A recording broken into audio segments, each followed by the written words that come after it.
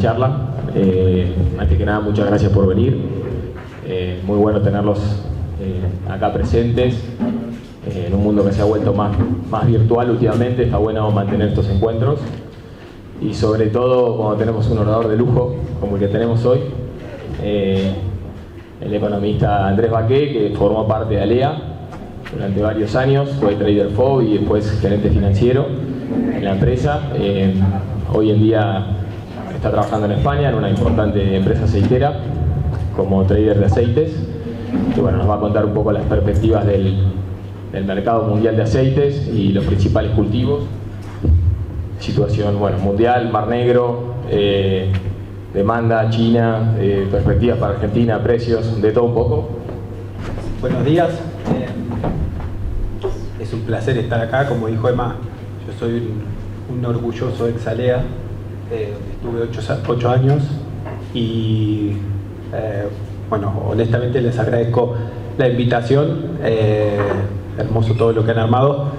La idea, como dijo Emma, es discutir un poco qué es lo que estamos viendo para el mercado de girasol. Y si hablamos de girasol, tenemos que hablar de aceite, con lo cual vamos a comenzar viendo qué se ve en el mercado de aceites y luego vamos a ir directo al girasol propiamente dicho.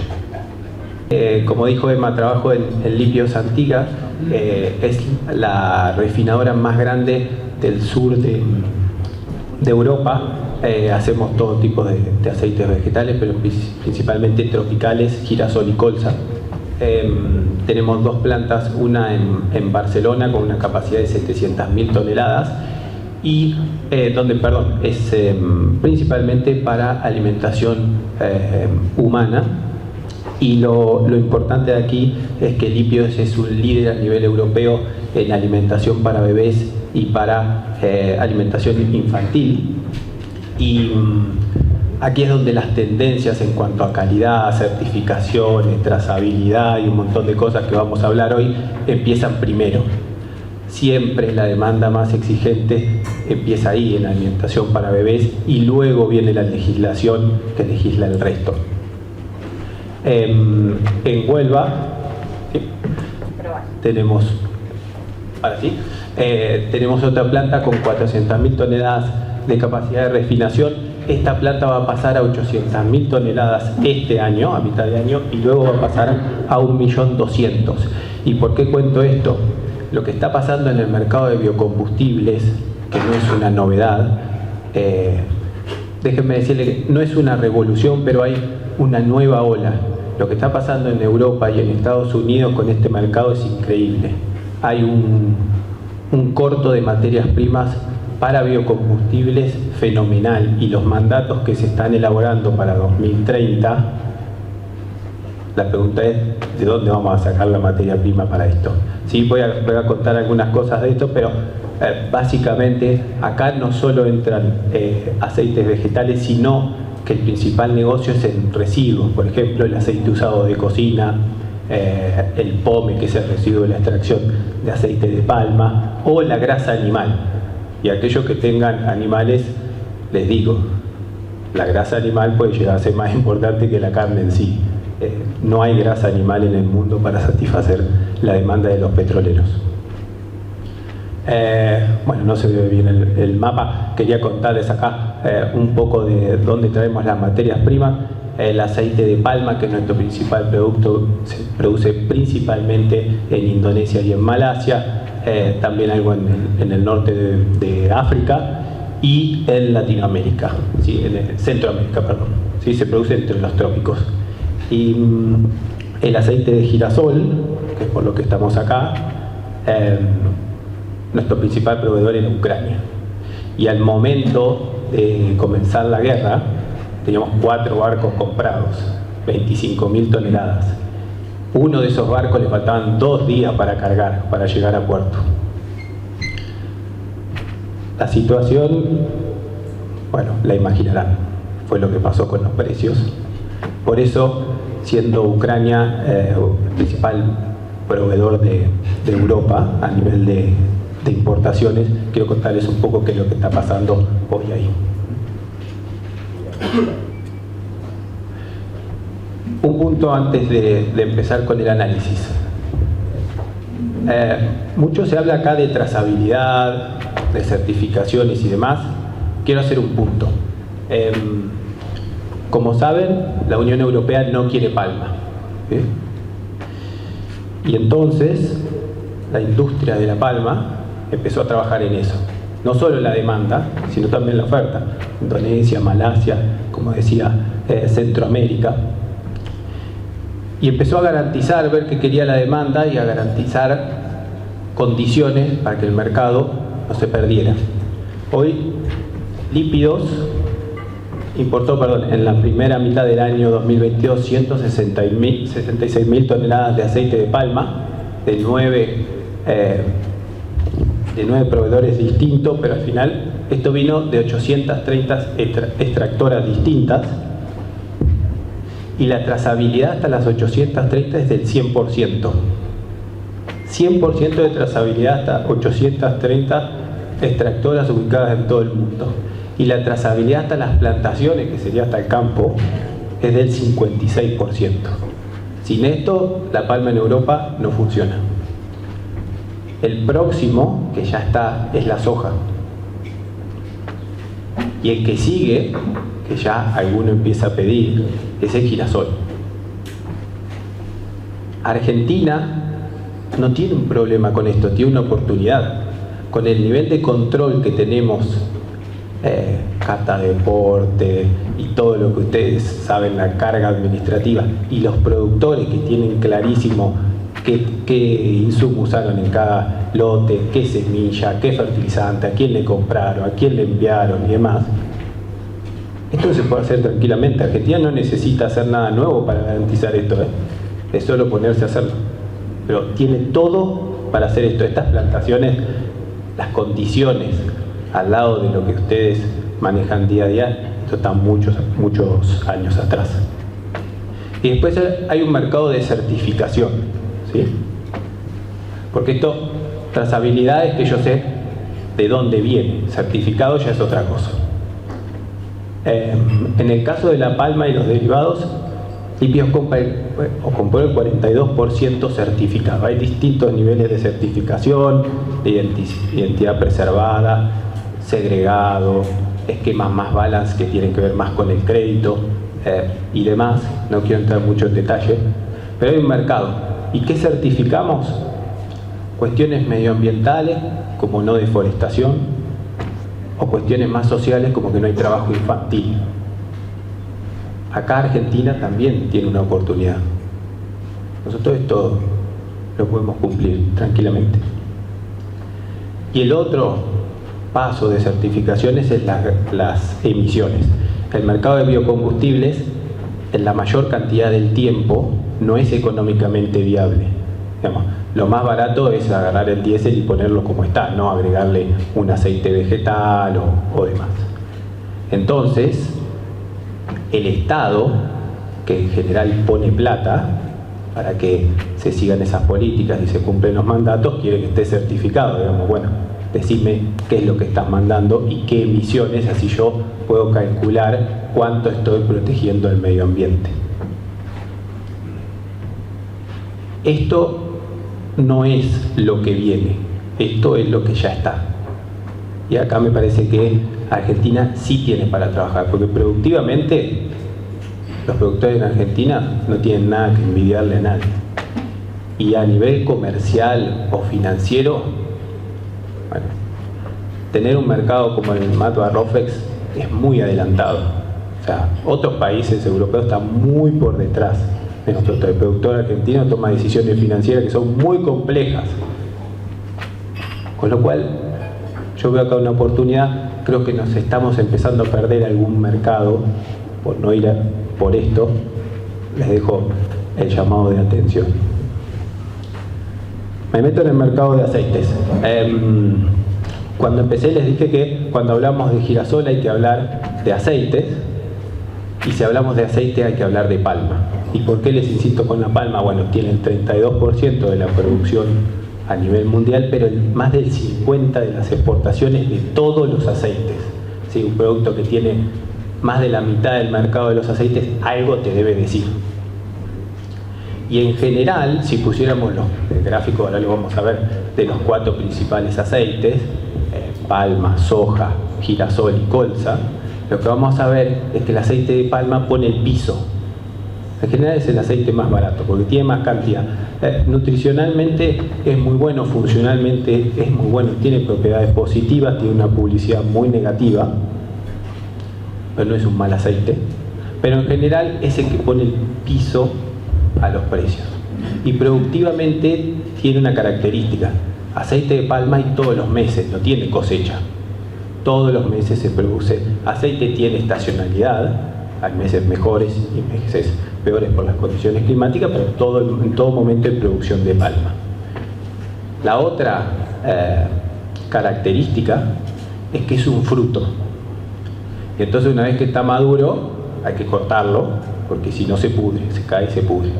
Y una vez que lo cortaste, hay que transformarlo en aceite rápido. Y el aceite no lo podemos almacenar un año. ¿Qué quiero decir con esto? Cuando hay producción de palma en serio, va al mercado. No se puede almacenar, no es la soja que la podemos aguantar 2 campañas. En los últimos años no hubo buena producción de palma, no hubo un cosechón a nivel mundial, pero ojo con esto, ¿sí? Porque la palma cuando aparece va al mercado. A nivel de demanda de aceites, fíjense, en naranja, food, y en azul, biocombustibles.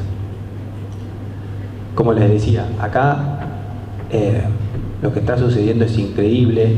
Indonesia ya va al corte del 35% en el mandato. Estados Unidos, ahora voy a comentar un poquito en detalle, pero está viviendo una transformación en cuanto a los saldos exportables y demás. Y la Unión Europea está con unas políticas muy agresivas. Inclusive Alemania propuso para 2030 que el biocombustible no tenga materias primas que deriven de cultivos, que sean solo residuos. Bueno, esto, mi opinión personal, es que es imposible, no se puede, no hay. Pero quiero decirle, está muy avanzado. Fíjense, esta es la situación de Estados Unidos en cuanto a soja, y en rojo es el saldo exportable, y va cayendo, y esto va más a más. En Estados Unidos la capacidad de crushing de soja está creciendo muy fuerte, hay muchos proyectos, porque no van a dar abasto. Y la influencia en los precios es muy alta. Fíjense, el 1 de diciembre del año pasado salió la propuesta de mandatos para Estados Unidos para 2023, 2024 y 2025. A nivel de aceite de soja fue un poco decepcionante. ¿Por qué? Porque se basó más en otros productos. Desde ahí el aceite de soja en Chicago cayó 18%. No hay otra explicación. Inclusive Argentina, que es el principal exportador, se estuvo secando y Chicago bajó 18%. Hubo mucha especulación detrás de esto. En junio del año que viene tendremos la versión final, pero lo que les quiero decir, esto afecta y afecta en serio.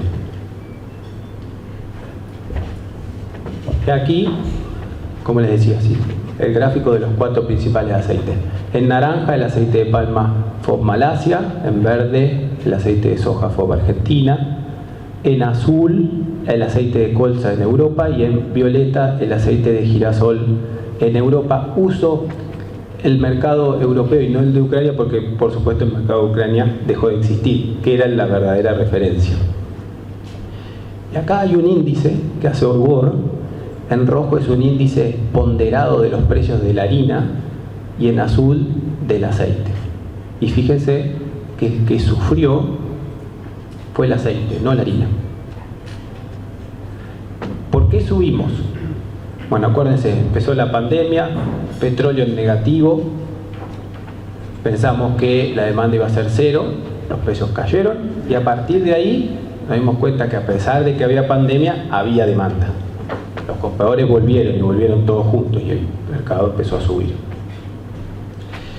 Y después nos dimos cuenta que, a pesar de que los hoteles y restaurantes estaban cerrados, en la casa, cuando cocinamos, reutilizamos menos. Y la demanda no cambia uno a uno. Y entonces la demanda era más alta. Y los precios siguieron subiendo. Y vino la seca en Mar Negro. Y Ucrania y Rusia fallaron en girasol. Y los precios siguieron subiendo. Y el aceite de palma nunca acompañó fuertemente. No tuvo grandes años. Luego íbamos a la campaña siguiente y Canadá cosecha 7 millones menos de colza. Y el balance de oleaginosa no acomodó nunca. Y como si era poco, vino la sequía del año pasado en Argentina y Brasil. Y perdimos 25 o 30 millones de toneladas de soja de lo que estimábamos. Y claro, los precios no paraban de subir. Porque no había aceite. Como si esto fuera poco, en febrero Putin decide avanzar. Y corta, inicia una guerra en Ucrania y se corta el flujo desde Ucrania. Entre Rusia y Ucrania tenemos más del 50% de la producción de girasol y más del 75% de las exportaciones. Y para terminar, y acá termina la tendencia alcista de los aceites, en abril el gobierno de Indonesia, que es el principal productor y un muy fuerte exportador de aceite de palma, piensen que entre los dos también tiene como el 80% del mercado, dice, ¿sabes qué? Los precios internacionales altos me gustan porque soy exportador, pero tengo un problema, tengo inflación. Corto las exportaciones de un día para otro, cero. No se puede exportar. Los barcos que tenés no cargan. Y los precios estallaron. Hasta acá la tendencia alcista, ¿sí? Hasta acá llegamos. Pero ¿qué pasó? Como les dije, el aceite de palma no se puede aguantar. Y claro, las 3 semanas en que cortaban las exportaciones, Indonesia estaba rebalsado de aceite. No había dónde meterlo. No podían producir porque una vez que cortan el fruto de la palmera hay que transformarlo en aceite y el aceite no había dónde meterlo. Los barcos estaban esperando para cargar, no podían cargar. Y entonces, una vez que llegamos acá, el gobierno de Indonesia dice, bueno, ahora vamos a cambiar y vamos a hacer un programa de promoción de exportaciones, las que había cortado hacia menos de un mes atrás. Imagínense si alguien quiere anticipar esto, imposible.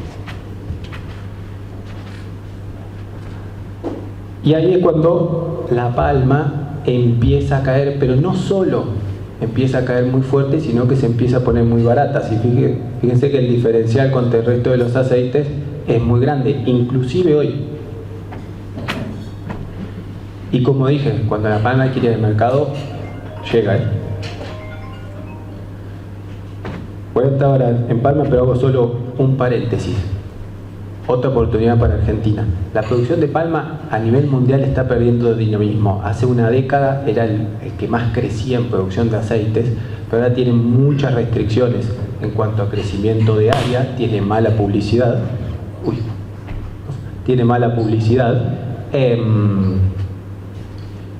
La demanda está tratada, Europa no quiere comprar.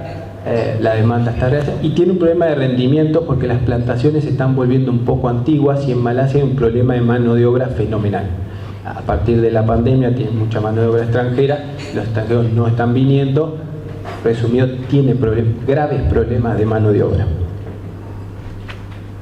Esa es una oportunidad para el aceite de soja de Argentina, porque si no se produce o no crece tanto la producción de palma, algo se va a tener que producir porque la demanda está. En rojo, los stocks de Indonesia, mes por mes, ¿sí? Y en celeste, los de Malasia, son los dos principales. Cuando el gobierno prohíbe, se llegó a tener 7 millones de toneladas de stocks de aceite de palma en Indonesia, cuando lo normal es entre 3,5 y 4, había el doble. Esto es una bestialidad, fue récord absoluto. Cuando empiezan a promover las exportaciones, dicen, no hay problema para vender. Me pongo 300 o 400 dólares más barato que el aceite de soja y yo lo coloco. Y claro, India, China, Pakistán, Irán, compran aceite de palma. Las exportaciones mundiales de palma fueron récord y este es el primer elemento bajista que tuvimos. Y me adelanto un poco más, y es que voy a decir que la situación ahora está normalizada. Si vemos Indonesia, está en una situación normal, Malasia un poquito por encima de stocks, pero digamos que ahora no sobra palma.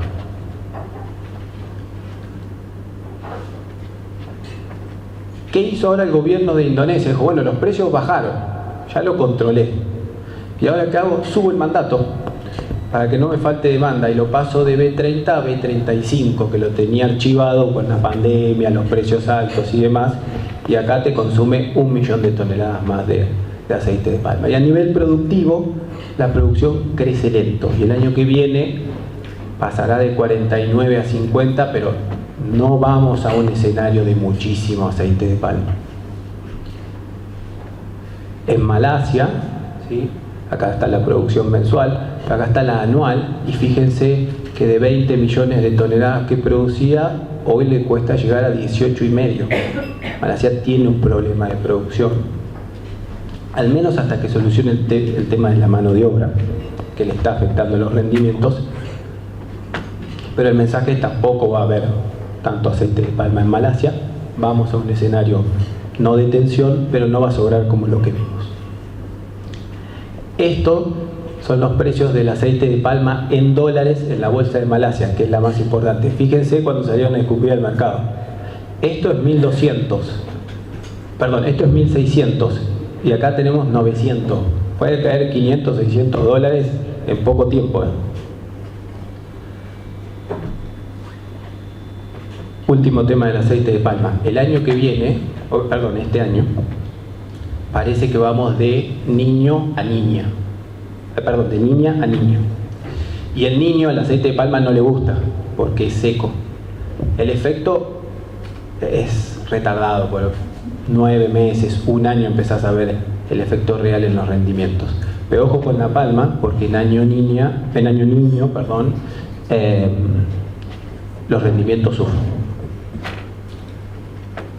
Entonces, primera conclusión con el aceite de palma: fue el primero que empezó la presión bajista, pero ese efecto ya se terminó. Balance de oleaginosas. No me voy a meter mucho en soja, pero si ya tomamos a Argentina en 35,5 y Brasil en 152. Brasil en 152, no sé, yo tengo alguna duda del sur de Brasil, pero bueno, veremos qué número termina. Pero digamos que con estos números, ya sincerando a Argentina, el balance de las 7 principales oleaginosas no es muy malo, no es malo. Tampoco es pesado, tampoco es sobra oleaginosa por todo el mundo, pero no es un balance malo. De hecho, recuperaríamos 4 millones de toneladas de stocks. El segundo elemento bajista que tuvimos en los aceites fue la colza, porque a nivel mundial se produjeron 10 millones de toneladas más en esta campaña, porque todo fue perfecto. Canadá recuperó su producción, la Unión Europea récord, Australia récord absoluto, pasó de producir 2 millones de toneladas a casi 8. Ucrania, a pesar de la guerra, es poco lo que produce, pero mucho lo que exporta, también muy bien y mejora lo esperado. Y estos son los gráficos del aceite de colza en dólares y en euros, pero fíjense, muy fuertemente. Este sí todavía está. Hay mucha colza. China está comprando fuerte, sobre todo Europa, pero a nivel mundial estos 10 millones de toneladas más hay que digerirlos, y en alguna manera esto reemplaza demanda de girasol, porque los aceites no 100%, pero entre sí compiten. Este hoy está, como les decía.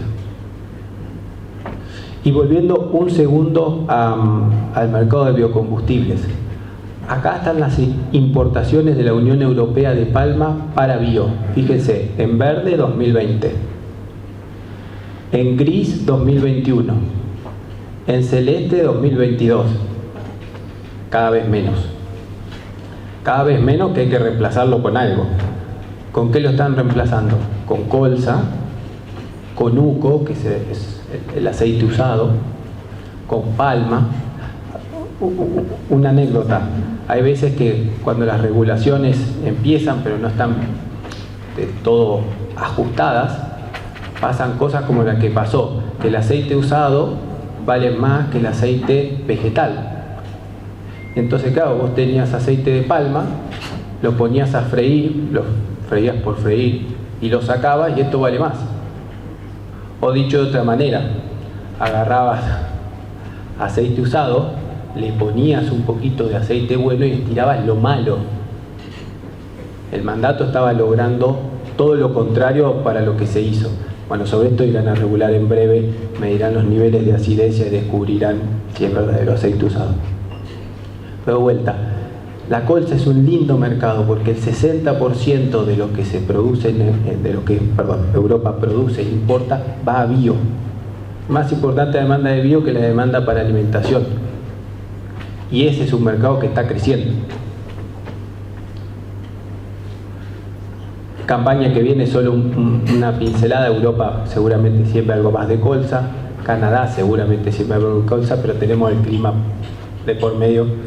Veremos, empatar la producción de la campaña pasada ya sería muy bueno. Y después está Australia, que creció muchísimo en área, pero hay un tema, y es que Australia, a través de su disputa con China, perdió un poco de mercado de cebada y por eso se empezó a sembrar más colza. Pero si eso se arregla, hay que ver qué hace Australia. En mi opinión, puede sembrar más cebada y volver a bajar colza. De nuevo, otro mercado que un poco diría que abandonamos, pero que es interesante.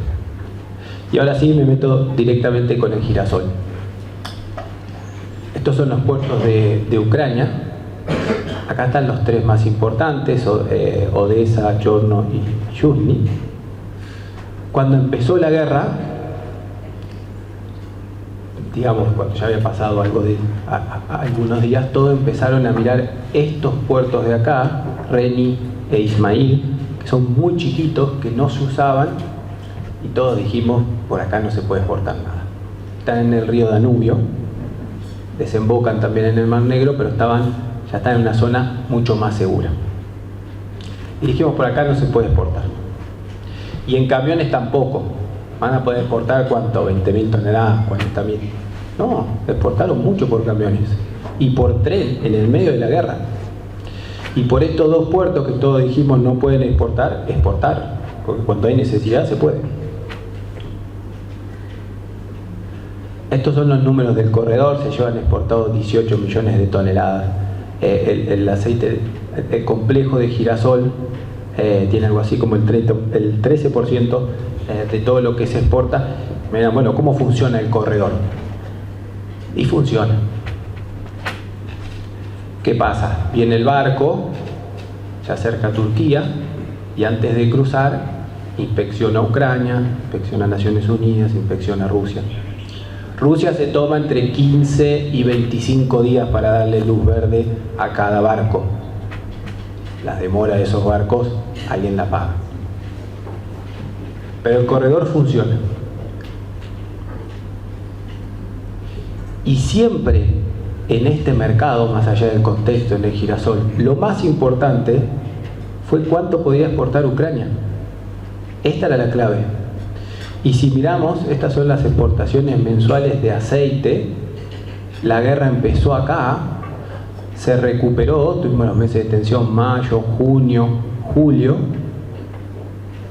Y si tomamos todo el año, exportaron prácticamente lo mismo que sin guerra. Pero el tercer punto que quiero hacer, el primero fue la palma, el segundo la colza y el tercero la exportación de grano de girasol. Fíjense, acá empezó la guerra.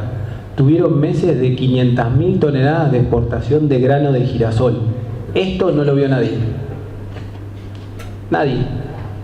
Nadie supuso que Ucrania podía exportar en un año más de 2 millones de toneladas de grano de girasol, mucho de lo cual al principio era en camiones, imposible. En España faltaban camiones, porque estaban yendo todo allá. Salían los camiones de Ucrania, llegaban a la frontera, trasvasaban en un europeo y de ahí seguían. Esto cambió el mercado de girasol. ¿Por qué íbamos a que no va a haber aceite de girasol en los supermercados y ahora el mundo está rebalsado de aceite de girasol? Por esto. Y el principal comprador fue Europa. Si miramos el balance, la cosecha de Ucrania con 10.911 millones de toneladas fue mejor de lo esperado. Inclusive yo pensé que era muy difícil pasar los 10, porque ellos mismos nos decían. El 2021 fue el año de las secas. Si agarro los stocks iniciales y la producción, tengo 14 millones de toneladas. Este año no tengo algo muy distinto. Con esta campaña me puede decir algo. El girasol estuvo muy caro, pero hoy no está muy caro. Claro, este año Rusia también falló, hubo sequía y no es lo que pasó ahora. Pero un elemento más. ¿Qué le pasa al crashing de Ucrania? Ustedes imagínense que está un día y ve un silo lleno de aceite de girasol. Eso mañana, lamentablemente, puede valer cero.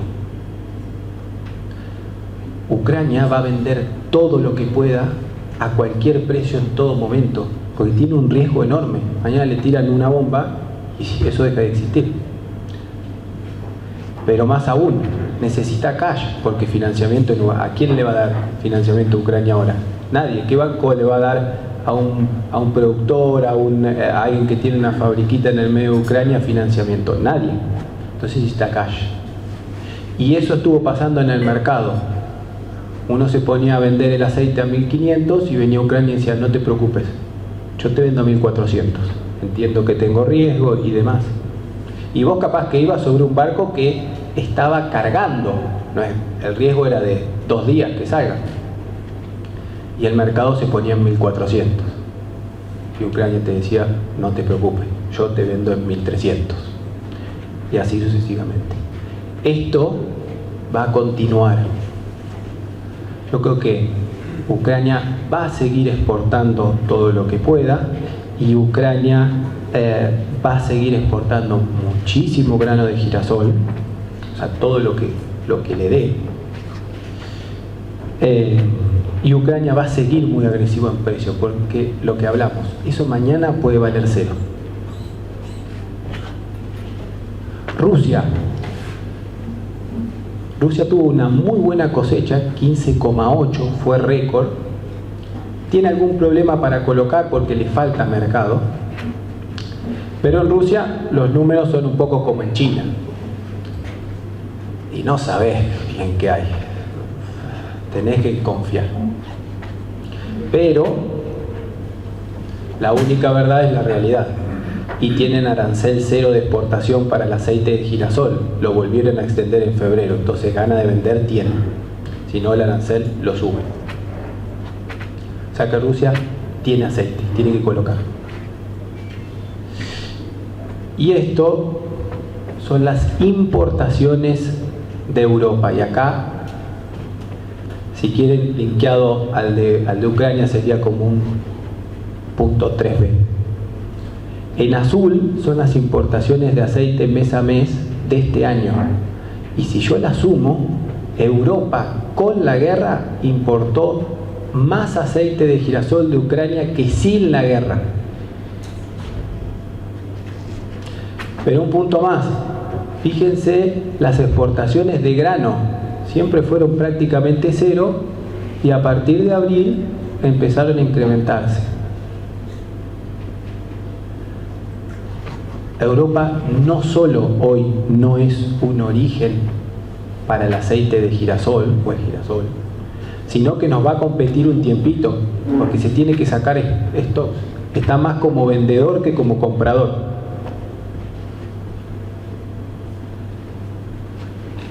Crashing de girasol a morir, igual que colza. En Europa, recuerden, hablamos de que había mucha colza. también hay mucho girasol. Hay un problema de almacenaje en Europa increíble.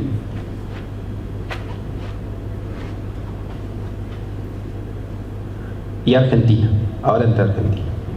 Bueno, al parecer los rindes, ustedes saben muchísimo mejor que yo, no estuvieron tan afectados como los de la soja. La producción del país terminará entre 3,8 o 4 millones de toneladas, una muy buena cosecha, superior a la del año pasado por el incremento del área, que fue de 2 millones de hectáreas. A nivel de balance, con una producción de 4 millones de toneladas, Argentina va a ver girasol. La bolsa de Rosario dice que se pueden exportar 200.000 toneladas de grano. Bueno, yo no estoy de acuerdo con eso. ¿Por qué? Este año, ¿cómo le competimos desde Argentina para mandar barcos de grano de girasol a Ucrania? Y muy difícil. Primero tiene ventaja en flete. Y después tenemos otro problema con Argentina, que lo tenemos que empezar a resolver. Tenemos el problema de los pesticidas. Cuando vos decís, voy a comprar de Argentina, lo primero que te dicen es, ¿y los pesticidas? ¿Garantizás o no? No puede ser que en una lista de 200, 2 o 3 pesticidas nos quiten el mercado europeo, porque hoy nos compite, hoy no es el que más paga. Pero en el 80% del tiempo, Europa es el mejor comprador. Ese es el mercado que tenemos que ir. A India le vamos a poder vender siempre. China, Pakistán, vamos a ir. Pero Europa paga más. Por eso les digo, me parece que la competencia o el sinceramiento de precios con la amenaza de vamos a exportar y todo, este año no va a estar tan presente.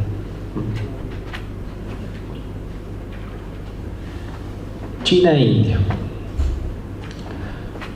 Vamos a ver a los dos monstruos. Cuando vimos los stocks de Indonesia, sobre todo, dijimos en Palma están bajando los stocks. Esos stocks todavía no se terminaron de consumir. Si mirás India, los stocks de aceite están muy altos. O sea, primero pasaron de Indonesia en Palma, van a India y ahí se irán consumiendo. India tiene mucho aceite. China, acá puede haber una noticia buena, China está volviendo. En verde son las compras de aceite, las importaciones de aceite de China, sumado al aceite que va en la oleaginosa, ¿sí? Y China, desde que empezó la pandemia, estuvo comprando menos. En gris está India, que fíjense, estuvo muy fuerte, aprovechando mucho la bajada de precios. China yo creo que está para volver. De acá, un punto a favor.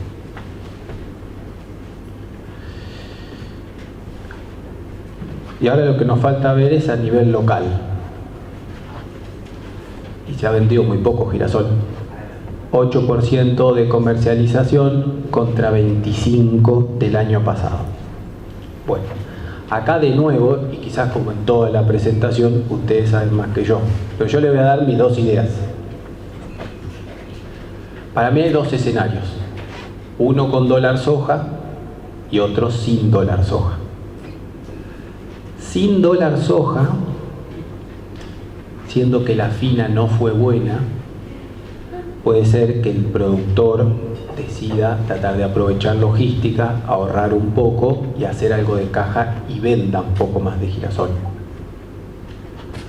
Con dólar soja podría ser que venda más soja, también puede decir que venda algo más de maíz, pero supongamos que vende más soja y se guarda un poco el girasol. Y la fábrica, moler tiene que moler.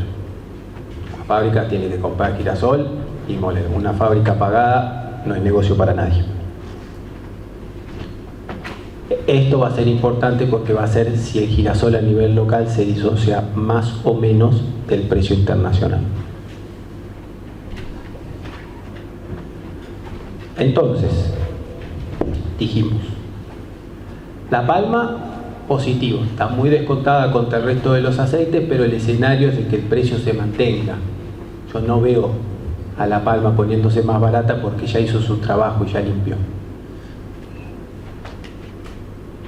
A nivel de girasol, hay mucho girasol y hay mucho aceite, pero ojo, ahora la demanda no compra.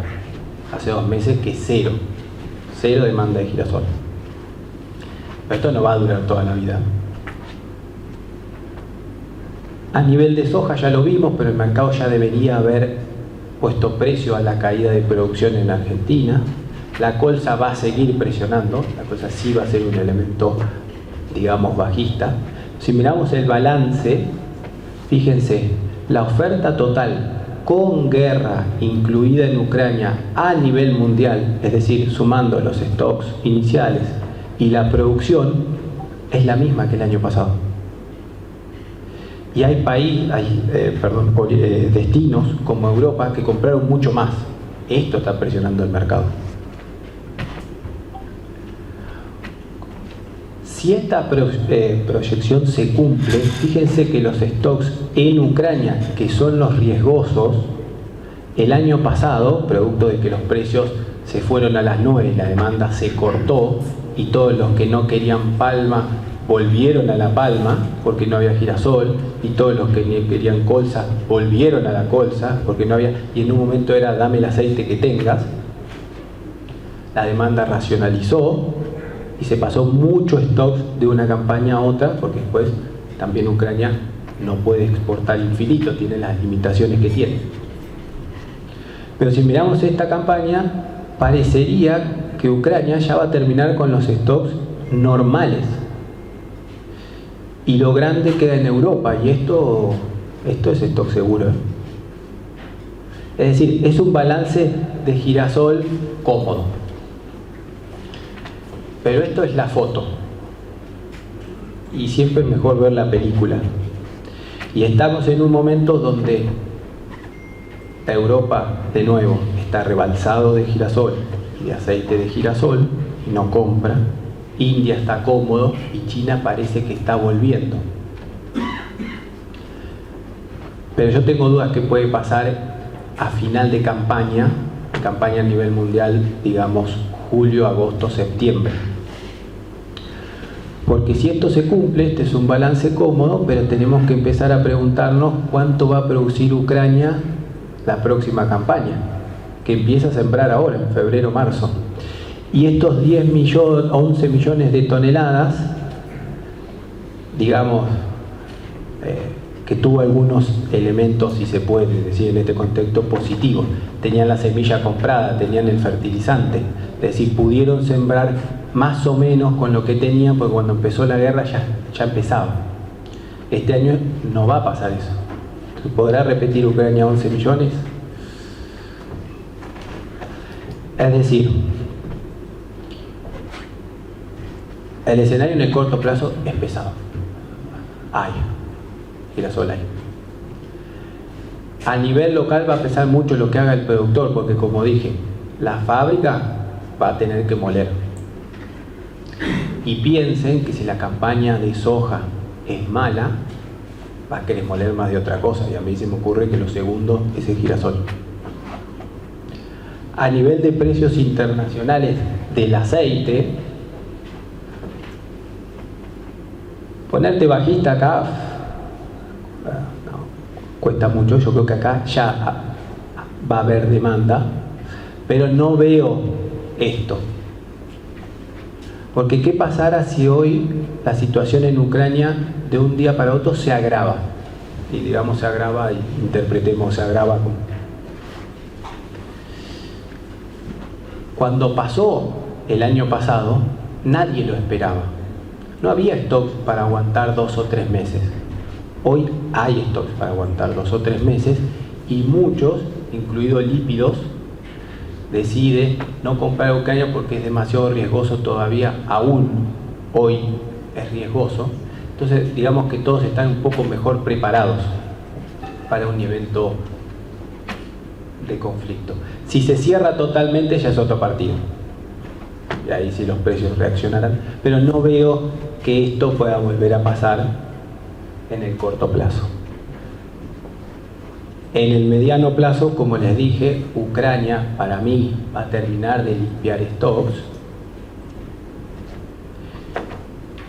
y quedarán en Europa, pero ya no es el balance pesado que tenemos ahora, que sobra por todos lados. Y antes de terminar, como lo llamó el principal proveedor que tengo de aceite de alto oleico, que es de Bulgaria, el monstruo. Este es un monstruo, es indomable.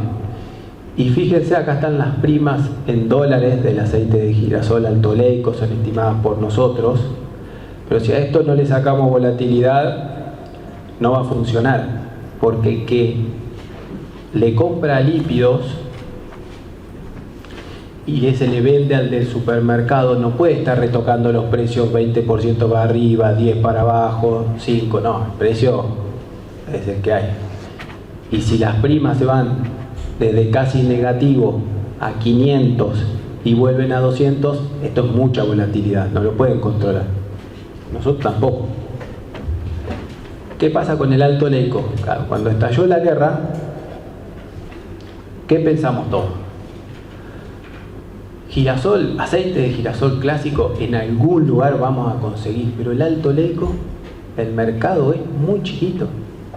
Más aún, Ucrania podrá exportar aceite de girasol, sí, pero segregar el alto oleico en el medio de una guerra, bueno, lo hicieron, y lo hicieron muy bien, y lo siguen haciendo. No hubo un problema, ni uno, de algún barco de alto oleico que llegue con problemas porque estaba mezclado, nada. De vuelta, cuando estalló la guerra, todos fuimos a comprar alto oleico. Asegurate el alto oleico 4 meses porque esto va a ser un desastre. En algún momento todos nos habíamos asegurado 4 meses y seguía habiendo oferta. Y seguía viniendo de Ucrania. Y todos empezaron a ver que empezaba a sobrar. Y que estábamos todos muy sobrecubiertos. Y las primas empezaron a caer. Hoy estarán más o menos, el mercado de alto oleico es un mercado muy escondido, difícil. Supongamos que esté sobre los 180, 200 dólares la prima del aceite. Yo particularmente pensé que en 300 se quedaba. Hoy, como les decía, la situación es un poco parecida a lo que pasa con el girasol clásico. Europa tiene mucho, pero en este mercado la demanda de Europa es mucho más importante. Porque China te va a comprar alto oleico si está barato, si no te va a pagar 200 dólares de prima. India, menos. Alto oleico es para alguien que quiere el producto, quiere pagar una prima y necesita esa calidad. Está presionado. Las primas, veremos si, creo que pueden llegar a caer un poquito más, pero de vuelta, en junio, julio, agosto, septiembre, ya veremos cómo está esto, porque hoy nadie quiere comprar, inclusive allá, nuestros clientes no están muy cubiertos. Claro, todos los días le baja el precio también, va a comprar, compraron carísimo, ahora van a esperar. En algún momento la demanda va a volver. Y sobre fin de campaña, si pongo un signo de atención sobre el girasol, lo pongo un poquito más sobre el alto oleico, veremos. Pensando en nueva campaña, vuelvo a insistir, hay que ver cuánto siembra Ucrania, porque Ucrania acá juega fuerte. ¿Cuál es mi miedo con el alto? Mi miedo. Del lado de la demanda, lo que diría, muchos compradores a nivel internacional cambiaron la fórmula. ¿Qué hicieron? Bajaron girasol alto oleico y subieron colza.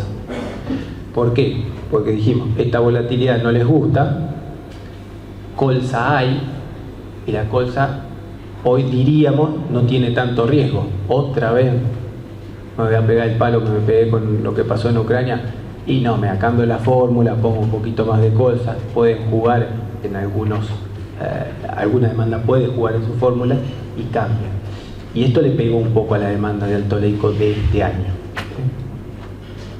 Pero de vuelta, para el corto plazo, un poco pesado, ya veremos sobre fin de campaña a ver cómo viene Ucrania. Y eso es lo siguiente que tenemos que seguir, a ver qué se dice de la siembra.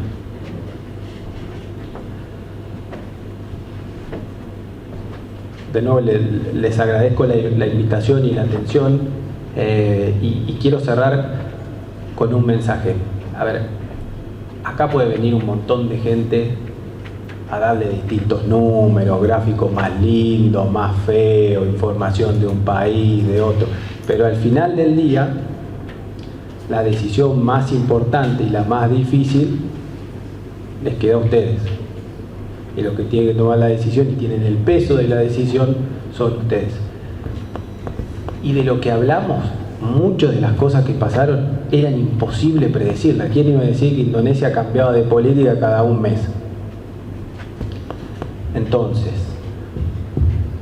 como hacemos seguro para el clima y tenemos la cantidad más o menos bajo control, creo que lo mejor es hacer administración del riesgo-precio, porque el mercado y el mundo está muy raro, pasan cosas todo el tiempo impredecibles, no es ya solo clima, es política, es lobby sobre los mandatos, etc. Y es muy difícil predecir.